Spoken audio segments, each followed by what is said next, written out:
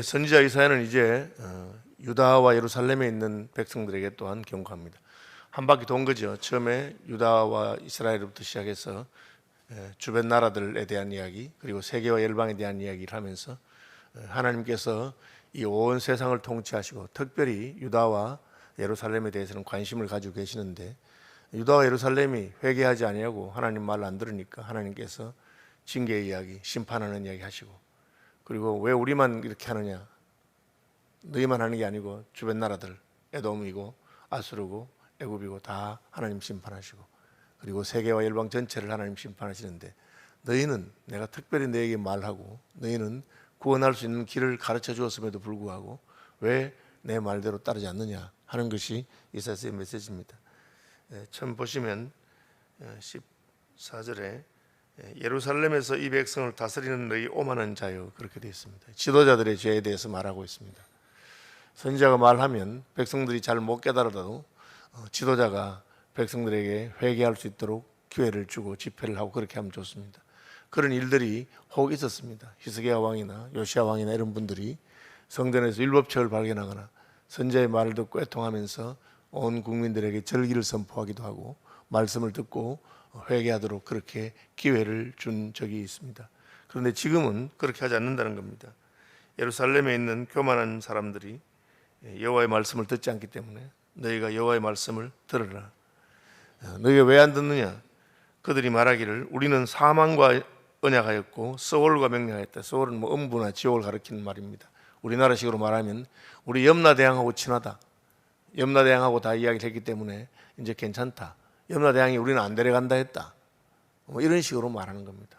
그래서 이 말도 안 되는 이야기이긴 하지만 자기들이 생각할 때 주변에서 아주 강하고 무서운 나라는 애굽, 그리고 아수르 이런데 자기들은 우리는 애굽하고 다 말해 놓았기 때문에 애굽이 우리를 책임지고 애굽이 우리를 아수르의 손에서 건져줄 것이다, 그렇게 합니다.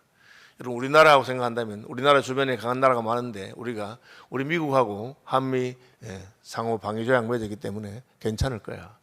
미국이 우리를 지켜준다고 했어. 그런 식으로 말하고 있는 것입니다. 하나님께서는 내가 심판하겠다는데 누가 너희를 지켜줄 수 있겠느냐? 애굽의 왕 바로가 10가지 재앙, 마지막에 장자들의 재앙 때문에 내 앞에 굴복하고 통과한 것을 잊어버렸느냐, 그렇게 말하는 겁니다. 너희가 말하기를 우리는 사망과 언약하였고 서울과 명령하였다. 죽음과 같은, 염라대왕 같은 그런 존재들하고 너희가 다 언약을 맺어서 그들이 너희를 지켜준다고 생각하는데 결코 그렇지 않다. 그들이 말하기를 우리는 거짓을 우리의 피난처로 삼았고 허위 아래 우리를 숨겼다, 그렇게. 자기들은 생각할 때 우리는 다 거짓말하면서 그게 괜찮은 것처럼 착각하고 있는 그런 것입니다. 그러므로 주 여호와께서 이같이 이르시되 보라, 내가 한 돌을 시온에 두어 기초를 삼았노니 곧 시험한 돌이요 귀하고 견고한 기초돌이라. 그를 믿는 이는 다급하게 되지 아니하리라. 예수님께서는 자신이 성전의 모퉁이 돌이라고 하시는데 그 표현하고 있습니다. 시온산의 기초가 되는 돌을 하나님께서 세우셨는데 그 돌은 시험한, 테스트를 다 거쳤다. 예수님은 광야에서 시험을 받으시고 마귀의 시험 가운데서도 승리하셨습니다. 하나님의 뜻대로 백성을 구원할 수 있는 실력을 갖춘 분이십니다. 귀하고 견고한 기초돌입니다. 그리고 그것을 믿는 이는 다급하게 되지 아니하리라. 너희가 하나님이 보내신 메시아를 믿고 또 하나님께서 하신 말씀을 따른다면 너희는 안전할 것이다. 그런데 너희가 엉뚱한 무슨 염라대왕을 따른다고 하고 사망과 소울과 언약을 맺었다고 하는데 그것이 너희를 결코 지켜주지 않을 것이다. 여러분, 우리가 착각하거나 오판한다는 말이 있습니다. 하나님 앞에서 착각하거나 오판하면 안 됩니다. 하나님 외에 아무도 우리를 건져줄 자가 없습니다. 그럼에도 불구하고 인생은 자기가 생각할 때 나는 돈이 많이 있으니까 내 노후는 편할 것이다, 내 일생은 괜찮을 것이다 라든지, 나는 인간관계가 좋고 또 주변 사람들한테 다 이렇게 인정받았으니까 나를 괴롭힐 사람은 없을 것이다, 그런 식으로 착각하면 안 됩니다. 하나님께서 시온에 두신 거룩한 기초돌이 있습니다. 예수 그리스도이십니다. 그분을 붙들고 그분을 의지해야 되는데 하나님이 보내신 메시아는 믿지 아니하고 자기 마음대로 생각한 것, 내가 생각할 때 이게 있으면 괜찮겠다 한 그것을 붙들고 있습니다. 그것이 자식이든지 자기 직장이든지 내가 평생에 모아놓은 재물이든지 아니면 건강이든지 그런 것이 결코 자신을 지키지 못하는 것을 알아야 할 것입니다. 나는 정의를 청량줄로 삼고 공의를 저울줄로 삼으니 우박이 거짓의 피난처를 소탕하며 물이 그 숨는 곳에 넘칠 것이다. 하나님이 심판할 때 기준이 무엇이냐? 정의와 공의라고 하는 것입니다. 우리가 하나님의 의의를 따르고 하나님의 공의를 따른다면 괜찮겠는데 하나님이 그걸로 딱 재어보니까 이게 삐딱하고 혹은 제대로 되지 않았습니다. 무게가 모자랍니다. 마치 벨사살 왕이 잔치할 때 그 회벽에 메네 테켈 우바르신 해서 너 달아보았더니만 무게가 모자라고 하니까 너 이제 끝났다 하는 것과 마찬가지입니다. 하나님의 기준을 우리가 알아야 됩니다. 하나님께서는 그의 정의와 공의로 우리가 하나님 말씀대로 사는지를 딱 달아보실 것입니다. 그런데 그게 안 되면 마치 홍수가 몰아치는 것처럼 우박이 몰아쳐서 그 일년 농사를 다 망치는 것처럼 그렇게 하나님께서는 우리가 숨어있는 곳까지 재앙이 오도록 하시겠다고 말하고 있습니다. 너희가 사망과 더불어 세운 언약이 패하며 서울과 더불어 맺은 맹약이 서지 못할 것이다. 너희가 무슨 애굽을 의지한다고 해서 그들과 조약을 맺는다고 해서 그것이 결코 너희를 지켜주지 못한다고 말씀하고 계십니다. 넘치는 재앙이 밀려올 때에 너희가 그것에게 밟힘을 당할 것이라. 여러분, 일본이 얼마나 잘 사는 나라고 또 선진국이었습니까? 그런데 쓰나미가 와서 원자력 발전소 하나가 이렇게 문제가 되니까 일본 경제 전체가 흔들리고 지진이 와서 하니까 그걸 뭐 막을 도리가 없는 겁니다. 인구가 1억 3천만이 되고 전 세계에서 3위의 경제를 가지고 있었는데 안 되는 겁니다. 다른 나라도 마찬가지입니다. 중국이 그렇게 큰 소리 쳐도 태풍이 몰아쳐서 홍수가 나니까 지금 전전긍긍할 수밖에 없는 것이 인생입니다. 하나님께서는 절대 너희 스스로 서고 무슨 누구하고 맹약을 맺었다. 우리는 죽음과 소울과 다 맹약을 맺었기 때문에 우리 편이다. 그렇게 말하지 마라 하는 것입니다. 넘치는 재앙이 밀려올 때 너희가 그것에게 밟힘을 당할 것이라. 그것이 지나갈 때마다 재앙이 지나갈 때마다 너희를 잡을 것이니 아침마다 지나가며 주야로 지나가리라. 여러분, 운이 없으면 무슨 지진이 났다 하면 우리 동네에서 나고 홍수가 났다 하면 우리 동네에서 나고 뭐 그런 식으로 마치 재앙이 반복해서 오는데 이 막을 방법이 없다고 하는 것입니다. 소식을 깨닫는 것이 오직 두려움이라. 또 지진이 온다 하더라. 또 홍수가 온다 하더라. 또 아수르 군대가 쳐들어왔다고 하더라. 들으면 왜 우리는 속수무책으로 싸워서 안 되고 상대도 안 되고 그렇다고 봐주지도 안 하고 그러니까 이 어쩔 줄 몰라 하는 그 모습을 지금 말하고 있습니다. 침상이 짧아서 능히 몸을 펴지 못하며 침대가 있는데 딱 누우려고 하니까 짧은 거예요. 다리를 필 수가 없어요. 쪼그리고 누워야 되는 겁니다. 이불이 좁아서 능히 몸을 사지 못함. 이불 덮었는데 작아서 몸을 사지 못한다. 이 말은 우리에게 침상이 없는 것도 아니고 이불이 없는 것도 아닌데 막상 쓰려고 하니까 모자라는 겁니다. 유다가 우리는 애굽하고 맹약을 맺었다. 우리는 이러이러한 계책이 다 있었다 했는데 막상 딱 재난이 터지니까 그것을 막기에는 부족한 겁니다. 왜? 이것은 하나님의 심판이기 때문에 그렇습니다. 나는 노후 자금을 든든히 마련해 놓았다고 생각했는데 딱 막상 되니까 생각지도 못한 큰 병이 걸린다거나 무슨 사고가 난다거나 뭐 그래 뿌리면 그게 안 되는 거죠. 그래서 우리가 예비하고 준비한 것으로 충분하지 않은 걸 알아야 되는데 그걸 모르고 나는 사망과 맹약하였다. 나는 애굽과 조약을 맺었다. 우리나라는 견고한 산성에 둘러싸여 있으면 괜찮을 것이다. 뭐 이런 식으로 말하는데 어디 있더라도 하나님께서 치실 것을 말하고 있습니다. 대저 여호와께서 브라심 산에서 와 같이 일어나시며 기브온 골짜기에서와 같이 진노하사. 브라심 산에서는 다윗 시대의 이야기를 말하고 기브온 골짜기는 여호수아가 전쟁할 때 이야기를 말하고 있습니다. 그때 하나님께서는 개입하시고 또 역사하셔서 심지어 하늘에서 우박을 내리시기도 하시고 또 태양을 멈추기도 하시고 그렇게 하시면서 하나님께서 자기 백성을 위해서 일하셨던 것을 말하고 있습니다. 이제는 내가 너희를 심판하려고 하는데 너희 보았지? 그렇게 말합니다. 진노하사 자기의 일을 행하시며 그의 일이 비상할 것이며 자기의 사역을 이루시리니 그의 사역이 기이할 것이라. 하나님은 온갖 신기한 방법으로 자신이 원하는 걸 하게 됩니다. 출애굽할 때 하나님께서는 애굽의 10가지 재앙을 통해서 하나님이 얼마나 두렵고 무서운 분인가를 보여주셨습니다. 홍해를 건널 때 바다를 가르게 하셨습니다. 그리고 태양이 멈추게도 하셨습니다. 이것이 하나님이 온갖 신기한 방법으로 자기의 일을 이루시는 것입니다. 그러니까 하나님이 심판하고 산다면 그 심판을 벗어날 자가 없습니다. 쓸데없는 기대나 희망을 가지지 말고 빨리 하나님께로 돌아오라, 그 말을 하고 있는 것입니다. 그러므로 너희는 오만한 자가 되지 말라. 너희 결박이 단단해질까 하노라. 여러분, 덫이라고 하는 게 있습니다. 짐승을 잡는데 올감이라고 하는 거죠. 근데 그 올감에 걸리면 어떻게 되느냐? 가만히 있어야 됩니다.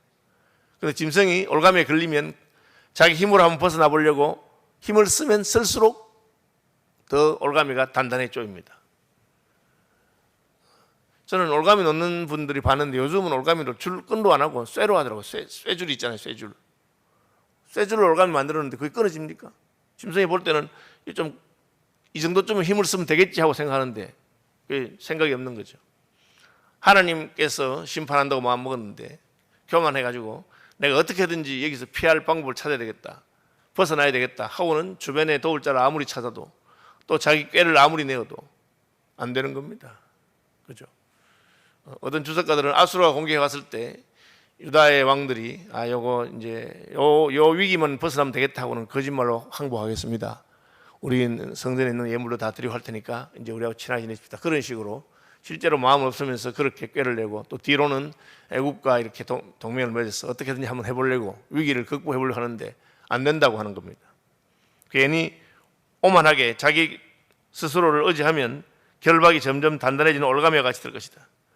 대저 온 땅을 멸망시키기로 작정하신 것을 내가 만군의 주 여호와께로부터 들었느니라. 그럼 피할 자가 없는 거죠.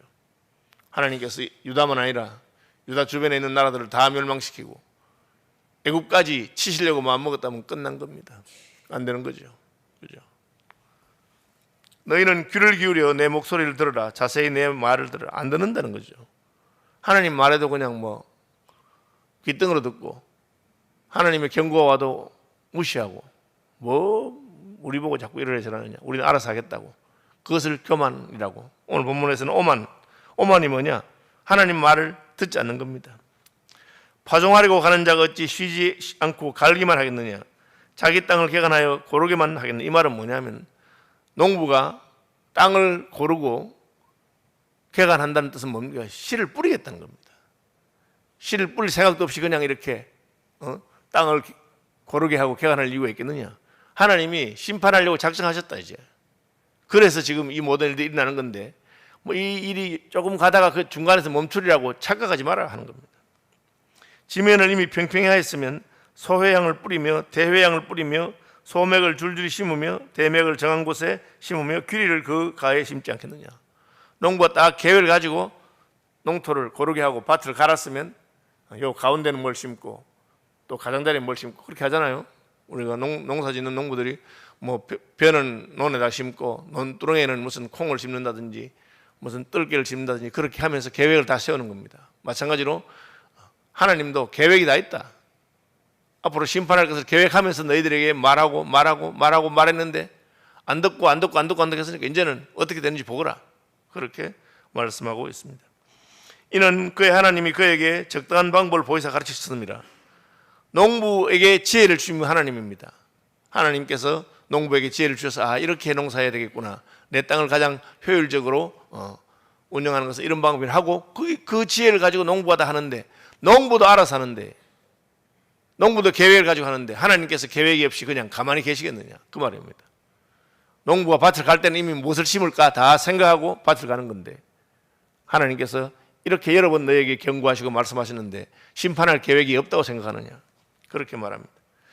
곡식은 부수는가 아니라 늘 떨기만 하지 아니하고 다시 서회양은 도리깨로 떨지 아니하며 대회양은 수레바퀴를 굴리지 아니하고 서회양은 짝대기로 떨고 대회양은 막대기로 뜬다. 이 말은 그 농산물에 따라서 추수하는 방법이 다르잖아요. 콩과 같은 것은 알이 굵고 크고 깨와 같은 것은 알이 작고 가늡니다.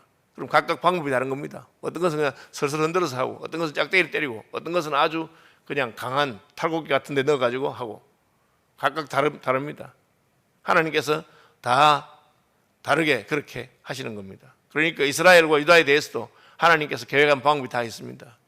하나님은 자기 백성들에게 긍휼을 베푸시고 심판 중에도 긍휼을 베풀었습니다. 그래서 심하게 안 하니까, 내가 너희를 살리고 싶어서 그냥 대충 부드럽게 하니까 너희가 겁이 없이 그렇게 하는 모양인데, 만약에 곡식이 떨어지지 않으면 어떻게 하겠습니까? 점점 더 센 걸로, 처음에 짝대기로 탁탁 틀어서 되면 괜찮을 건데, 안 되면 더 센 걸로, 더 센 걸로, 나중에는 그냥 수레바퀴로 그냥 밟아서 하는 그런 일이 있을 것이라고 말씀하고 있습니다. 이도 만군의 여호와께로부터 난 것이라. 그의 경영은 기묘하며 지혜는 광대하니라. 여러분, 하나님의 우주 경영, 역사 경영, 심판의 계획과 모든 것이 있습니다. 우리가 그것이 우리에게 좀 부드럽게 자비롭게 나타난다고 해서 하나님을 무시하고 교만하면 안 됩니다. 하나님 우리를 사랑하셔서 그렇게 하신 것입니다. 그리고 하나님께서는 우리가 하나님의 구원 방법, 시온의 견고한 기초석, 흔들리지 않는 기초석을 두고 거기 하나님의 나라를 세울 것인데, 그것을 무시하면 안 됩니다. 신약교회에 와서 우리는 예수 그리스도께서 그 견고한 기초석이 되는 것을 알고 있습니다. 그리고 예수 그리스도를 믿는 믿음의 고백 위에 자기 교회를 세우신다고 말씀하신 것을 우리가 알고 있습니다. 그러니까 하나님의 구원 방법에 따라서 내 마음에 안 든다고 딴 것을 찾아다니면 안 됩니다. 예수 그리스도만을 의지하고 또 그분이 머리이신 교회로 와서 함께 주의 나라의 백성이 되고 주의 구원과 긍휼을 입어야 됩니다. 우리가 밖에서 보면 참 이상하다. 아니, 유다는 왜 선지자들이 그렇게 말해도 안 들을까? 바보 아니야? 그런 생각이 들 정도로 그렇게 합니다. 여러분, 우리도 꼭 같습니다. 우리도 그 역사의 현장 속에 들어가면 전체적인 그 안목과 관점을 잃어버리고 그냥 자기 마음대로 생각나는 대로 그렇게 하게 되는 겁니다. 어떻게 해야 됩니까? 평소에 늘 말씀을 들으면서 내 가치관과 세계관을 바꿔놔야 됩니다. 그러면 딱 위기가 오고 심판이 오고 할 때, 이게 지금 하나님께서 우리에게 말씀하시는구나 깨닫고 내가 하나님이 세우신 견고한 기초돌 예수 그리스도께로 돌아가야 되겠다. 하나님 조금 징조가 있을 때, 기미가 있을 때 알아봐야 됩니다. 마치 엘리야가 멀리 손바닥만한 구름 하나 뜨는 걸 보고 이제 드디어 하나님의 심판이 코앞에 다가왔구나. 비가 오겠구나. 어떻게 할구나. 그걸 아는 것입니다. 나는 그냥 내 마음대로 살다가도 또 결정적인 순간이 오면 딱 알아서 빠릿빠릿하게 행동한다. 절대 착각하면 안 됩니다. 지금 날마다 기도하고 말씀 보면서 자기를 돌아보고 하나님의 뜻에 민감해야 위기가 닥쳤을 때도 우리가 주께로 편안하고 견고한 기초돌이신 예수께로 나아갈 수 있을 것입니다. 하늘에 계신 우리 아버지,